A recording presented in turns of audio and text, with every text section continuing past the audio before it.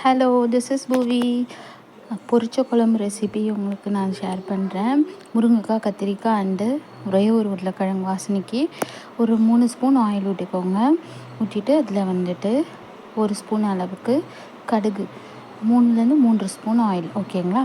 1 spoon கடுகு, ஒரே ஒரு ஸ்பூன் ஜீரகம் போட்டுக்கோங்க. பொரிஞ்சதுக்கப்புறமா தேங்காய் இருக்குது பாருங்கள், ஒரு 3 தேங்காய் பத்த அளவுக்கு சோம்பு 1 ஸ்பூன் போட்டு கொஞ்சமாக வெங்காயம், நறுக்கின வெங்காயத்துலேருந்து போட்டு அரைச்சி ரெடியாக வச்சுக்கோங்க. அது வீடியோவில் ஆட் ஆகல, நல்லா நைஸாக அரைச்சி வச்சுக்கோங்க.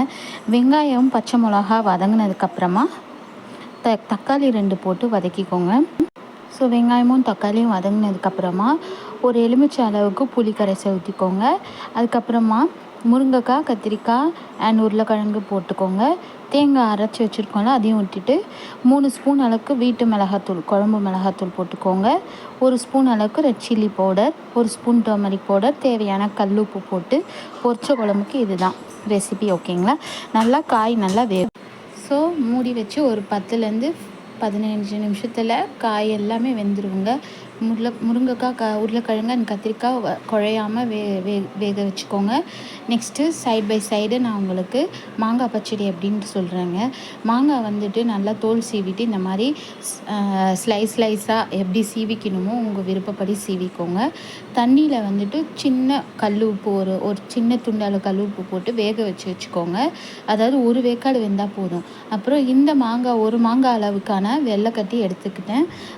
கடாயில் ஒரு 2 ஸ்பூன் ஆயில் ஊற்றிக்கோங்க. 1 ஸ்பூன் கடுகு பொரிஞ்சோன்னு 1 ஸ்பூன் வந்துட்டு உளுத்தம்பருப்பு அண்டு தேவையான அளவுக்கு கருவேப்பிலை அண்டு காஞ்ச மிளகா ஒரு 2 போட்டுக்கோங்க காரத்துக்கு, ஓகே?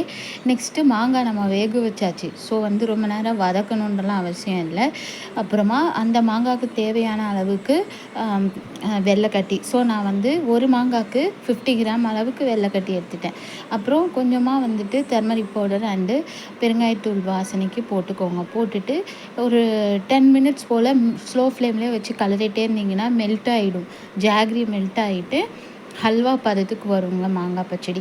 நெக்ஸ்ட்டு கடைசியாக இறக்க போகிறப்ப கொஞ்சோண்டு துருவின தேங்காய் போட்டு இறக்கிட்டிங்கன்னா மாங்காய் பச்சடி ரெடி. மாங்காய் வேக வைக்கும் போதே நம்ம கொஞ்சமாக கல் உப்பு போட்டு வேக வைக்கிறதுனால நீங்கள் செய்யும் போது சால்ட்டு போட தேவையில்லை. அவ்வளோதாங்க. காய்கறி, அதாவது முருங்கைக்காய், கத்திரிக்காய், உருளைக்கிழங்கு போட்ட பொரிச்ச குழம்பு, அதுக்கு சைட் டிஷ் வந்துட்டு மாங்காய் இனிப்பு பச்சடி அண்டு சாதம். இதான் என்னோடய லன்ச் மெனு. ஒரு அட்டகாசமான ஒரு லன்ச் ரெசிபி. நீங்களும் ட்ரை பண்ணி பாருங்கள். Bye bye, see you.